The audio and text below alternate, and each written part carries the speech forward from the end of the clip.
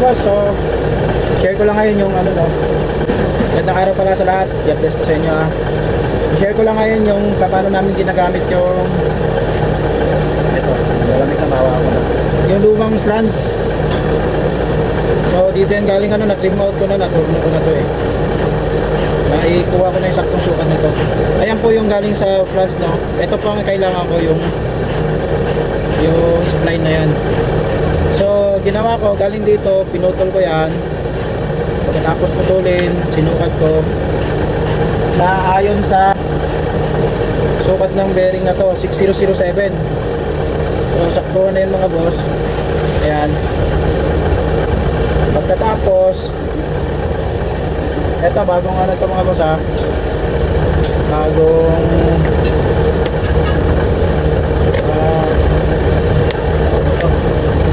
axle. Ayan, bago talaga yan. Sa axle na to, ayan, ito naman yung anong brand, KB.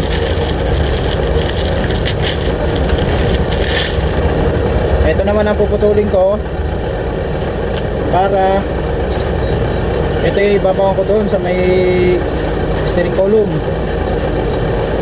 I-trim out ko rin to para kumasya doon sa steering column. Pagkatapos ito silang dalawang mag-aasawa. Ayan, ayan. Para sila na yung magiging linkage para maikot yung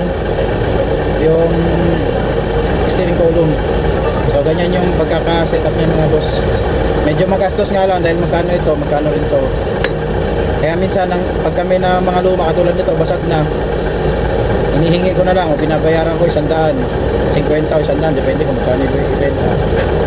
Kasi wala na rin naman pakinabang yan, ipapakilo na lang. Pinukuha ko lang ito, makarugtong niya.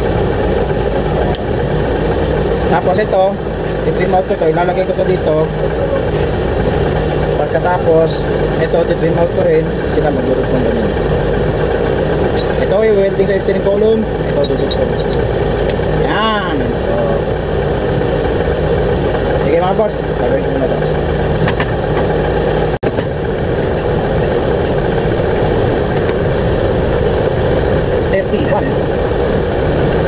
Tingin pa.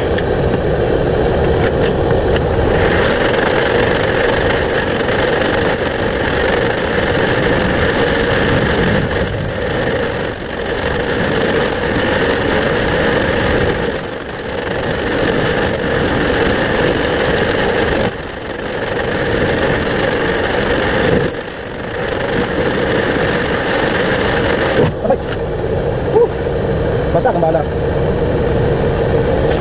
Tumalis to. Basta kang bala ko. Aray ko. Aray na naman, aray.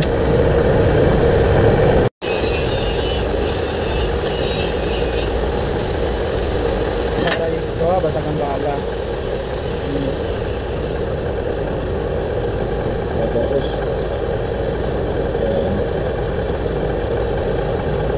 yung ating ano